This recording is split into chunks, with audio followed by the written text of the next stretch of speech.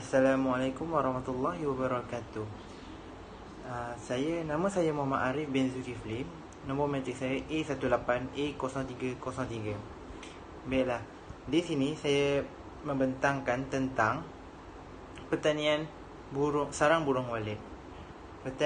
Pertanian ini dilihat sebagai aspek penting bagi sebuah negara ini kerana ia mempunyai hubungan dengan ciri-ciri unik iklim dan cuaca di negara ini. Secara umumnya kita mengetahui bahawa sarang burung walet merupakan sejenis makanan eksotik dan yang sangat popular dan berkhasiat sejak zaman dahulu lagi, terutamanya dalam kalangan kaum Tionghoa di Malaysia. Pada awalnya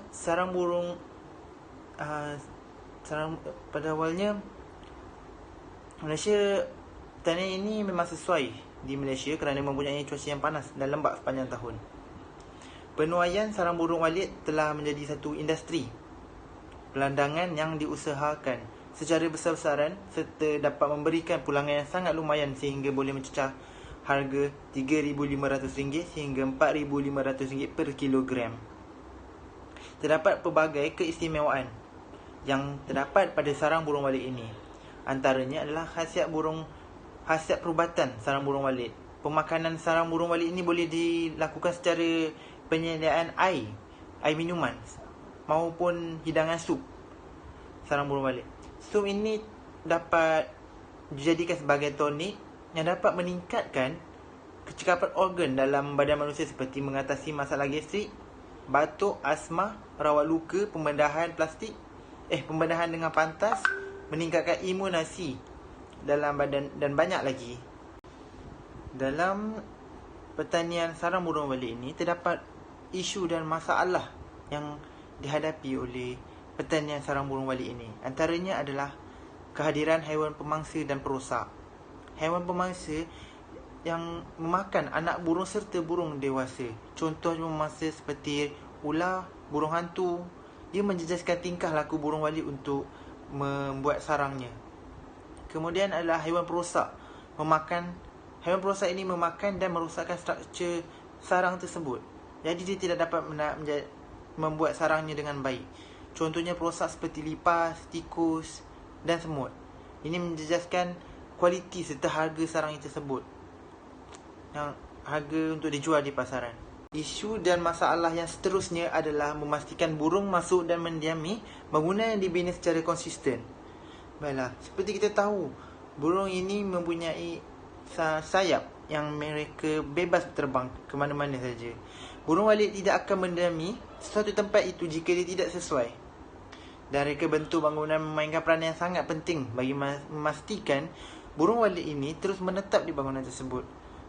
Rumah walet perlu disediakan bahagian roving dan resting room, di mana roving room ini untuk burung ini memasuki bangunan tersebut dan akan berputar-putar dulu mengikut putaran jam sebelum menuju ke sarangnya. Seterusnya adalah resting room yang disediakan sebagai tempat burung walet beristirahat dan membina sarang. Pembinaan bangunan haruslah disertakan dengan sistem ventilasi, iaitu sistem yang bagi mengawal suhu dalam bangunan itu. Suhu bangunan haruslah sekitar 25 hingga 28 darjah Celsius saja bagi menjamin keselesaan burung-burung tersebut untuk burung itu kekal mendiami bangunan. Berkaitan dengan isu dan permasalahan dan pertanian sarang burung walet ini, teori efikasi sekunderi oleh Albert Bandura 1977 dapat dikaitkan dengan pertanian ini. Kerana kepercayaan diri dalam melakukan setiap tugasan, kita haruslah percaya dalam diri kita ini untuk melakukan sesuatu sehingga ia menjadi. Seterusnya adalah peranan efekasikan diri, dan yang terakhir adalah elemen efekasikan diri yang perlu ada dalam diri kita untuk kita menjalankan pertanian sarang burung walet ini. Seterusnya, teori yang berkaitan dengan pertanian sarang burung walet ini adalah saya mengambil teori keperluan Maslow dari Abraham Maslow 1943, di mana terdapat 5 keperluan yang diperlukan oleh setiap manusia, iaitu adalah yang pertama adalah keperluan fisiologi. Keperluan ini adalah keperluan yang paling asas dalam kehidupan. Keperluan ini adalah penting bagi sesuatu organisma, apatah lagi manusia. Keperluan asas ini merangkumi apa yang diperlukan untuk diri dan fizikal seseorang, seperti keperluan mendapatkan makanan, minuman dan tempat tinggal. Dalam konteks ini, berkaitan dengan pengusaha sarang burung walit juga perlu mencari sumber keperluan asas tersebut dengan usaha perladangan dan penjualan air sarang burung walit yang terdapat pelbagai protein dan khasiat ini. Sumber yang dijual boleh memastikan keperluan fisiologi ini tercapai dalam kehidupan pengusaha sarang burung walit. Seterusnya adalah keperluan keselamatan. Seperti yang dinyatakan di dalam slide ini, dari segi keselamatan peribadi, keselamatan kewangan, kesihatan dan tidak menjadi penyalahgunaan kuasa. Berkaitan dengan pengusaha sarang burung walit ini digalakkan untuk menjaga keselamatan dari segi penyakit dan wabak yang boleh berjangkit seperti sesama burung dari burung walit tersebut. Dalam masa yang sama, pengusaha perlu memastikan mendapat keuntungan yang maksimum dalam perniagaan ahli burung walit ini yang mempunyai persaingan yang sihat. Seterusnya, keperluan sosial. Yang ketiga adalah keperluan sosial. Keperluan ini boleh disamakan dengan keperluan kasih sayang. Dalam memenuhi keperluan sayang ini, pengusaha sarang burung walit ini perlu mempunyai hubungan yang baik dengan insan lain. Bukan itu saja, pengusaha juga perlu memastikan hubungan baik dengan penduduk dan manusia lain. Sebagai contohnya, tidak melakukan aktiviti pelandangan sarang burung walit ini sehingga mengganggu aktiviti mereka seperti jualan di kedai, kawasan beribadah, seperti pencemaran bunyi dari alat pembesar suara bagi mengawal burung walit itu menyarang. Yang seterusnya, selain itu juga, keperluan penghargaan diri juga diperlukan dalam mengikut teori keperluan Maslow ini daripada Abraham Maslow. Keperluan ini ada kaitan dengan keperluan pekerja untuk dihormati dan diberi penghormatan kepada orang lain. Beri mereka tugas yang boleh memberi mereka peluang untuk memberi sumbangan. Pengusaha sarang burung walit ini perlu menjaganya apabila berlaku kesusahan terhadapnya. Hal ini akan mendapat penghormatan yang disanjungi oleh pekerja. Yang terakhirnya adalah keperluan hasrat diri. Keperluan hasrat diri ini, dengan keperluan ini untuk mencapai cita-cita diri sendiri mengikut potensi seseorang pengusaha itu sendiri. Setiap pengusaha sarang burung walit mempunyai pencapaian yang ingin dicapai. Jadi mereka perlulah berusaha bagi mencapai sesuatu yang boleh meningkat dan perniagaan dan diri sendiri tersebut supaya kehidupan terus maju dari semasa ke semasa. Jadi, bagi